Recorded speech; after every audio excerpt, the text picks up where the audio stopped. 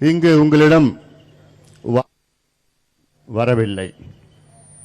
உங்களுடைய உரிமைகளை மீட்டெடுக்க வருகை தந்திருக்கின்றேன். நான் இங்க ஓட்டு கேட்க வரல, உங்க உரிமையை மீட்டெடுக்க இங்கே வருகை தந்திருக்கின்றேன். தமிழக மக்கள் பல உரிமைகள் உங்களுக்கு இருக்கிறது. இந்த உரிமைகள் என்னவென்று உங்களுக்கே தெரியாது. இந்திய அரசியல் சாசனத்திலே நமக்கு பல உரிமைகள் கொடுத்திருக்கின்றார்கள்.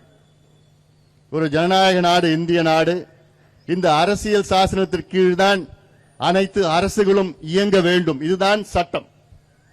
அப்படி அரசியல் சாசனத்தில் கான்ஸ்டிடியூஷன் ஆஃப் இந்தியாவிலே நமக்கு பல உரிமைகள் கொடுத்திருக்கின்றார்கள். அதில் ஒரு 10 முக்கிய உரிமைகளை முன்வைத்துதான் இந்த பிரச்சாரத்தை நான் மேற்கொண்டிருக்கின்றேன்.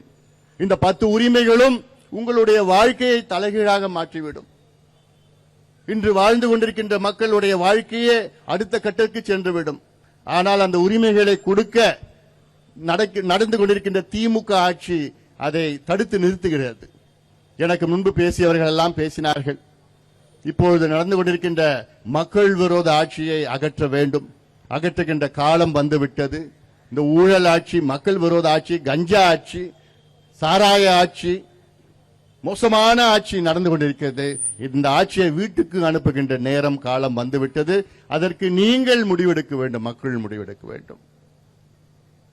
முக்கியமான கட்டத்திலே நாம் இருக்கின்றோம். இந்த முக்கியமான கட்டத்திலே நீங்கள் முடிவு செய்யுங்கள். தமிழக மக்கள் முடிவு செய்யுங்கள்.